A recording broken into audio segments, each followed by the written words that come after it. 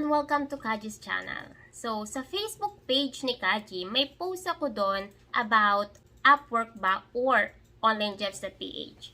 So, marami yung pumili ng Upwork, ganun din naman sa onlinejobs.ph. So, ngayon, pag-uusapan natin, alin bang platform ang maganda, Upwork ba or onlinejobs.ph. So, kung interested kayo sa topic na yan, please keep on watching until the end. Do not skip para wala kang ma-miss na tips and tricks na i-share ko throughout the video. So without further ado, let's get started!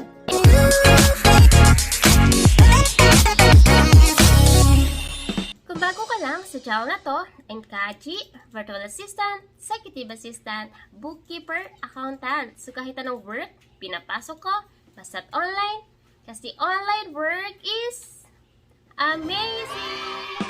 Sa channel na to, dinidiscuss natin more on online work, tips and tricks, and mga success stories. So kung interested ka sa mga topic na yon, please consider subscribing and don't forget to hit the notification bell para wala kang ma-miss na video na ina-upload ni Kaji every single week. So sa dami-dami ng mga freelance website available online, minsan nakakalito na, especially kung newbie ka. Ano ba yung dapat kong unahin? Upwork ba? Onlinejobs.ph ba? Fiverr ba? FreeUp ba? May virtual staff ba? So, napakadami and minsan nakakalito na kung alin ang uunahin natin. Kasi bago nga lang tayo and wala tayong idea kung ano ba yung nasa loob nun and paano ba mag-work yung website na yun. Okay? So, ngayon, i-differentiate natin yung onlinejobs.ph at saka Upwork. So, at the end ng video na to, siguro ma-realize nyo or maiisip nyo, okay, itong platform na to ang right for me. This platform is right for me. So, online jobs ba yan or Upwork ba yan? Okay? Kapag sinabi nating Upwork, si Upwork kasi ay medyo malawak ang coverage niya. Sobrang daming jobs na napopost dyan regularly on a daily basis. Okay? So, kahit let's say, kung tinignan mo 8 AM may bagong post, 9 AM meron na naman kasi napakalawak ng coverage niyan.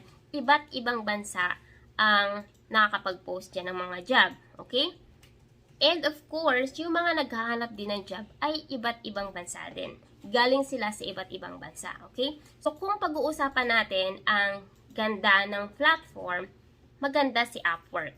Si Upwork kasi, lahat ng job makikita mo dyan. Marami dyang bookkeeping job, graphic design job, writing job, or video editing job, lahat nandyan, okay?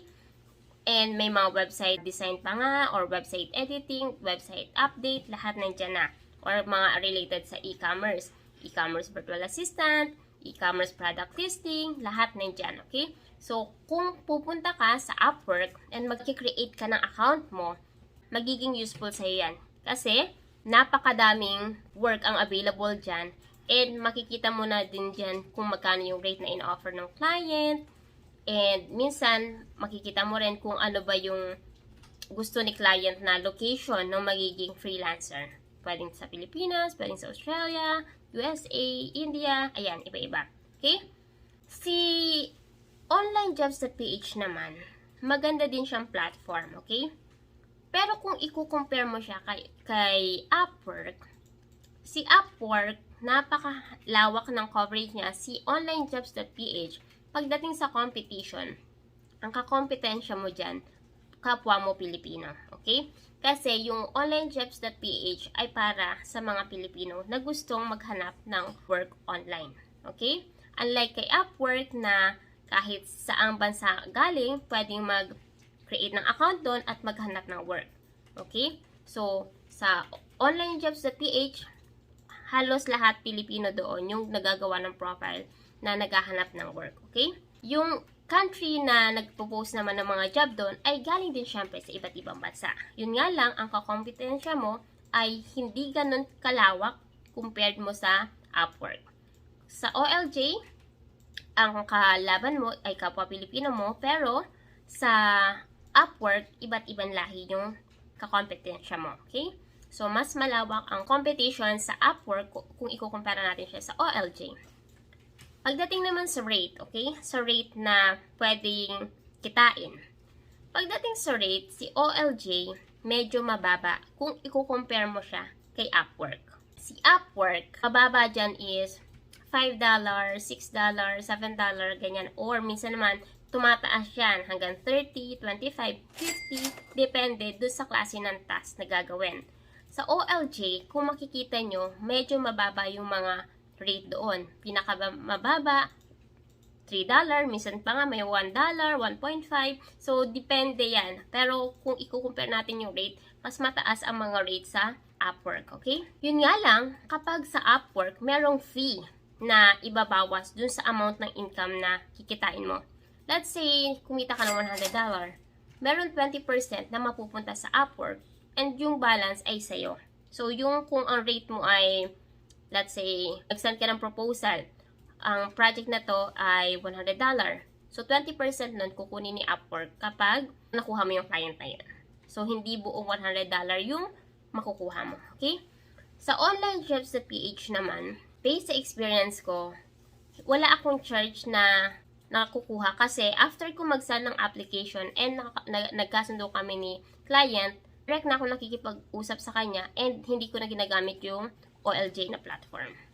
Okay? So, kung ano yung rate na ibibigay ko dun sa client ko, wala nang bawas yun. Fixed na yun. Maliban na lang kung pag binayaran ako ni client, merong PayPal fees or Wise fees, ayan, yun yung nababawas dun sa income na marireceive ko. Okay? Kung sa Upwork, pagdating naman sa number of application na pwede mong isend, may limit lang din yan. Okay? May tinatawag tayong connects sa Upwork na magagamit mo to send application. Once na maubos na yung connect mo, then hindi ka na pwedeng mag-submit ng application or hindi ka na makakapag-submit ng application.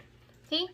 Sa onlinejobs.ph naman, wala siyang connects na tinatawag, pero daily, merong limit. So, on a daily basis, meron ka lang 10 application na pwedeng isend. Kapag naubos mo yung 10 na yun, then, pwede ka nang mag-wait para sa susunod na araw.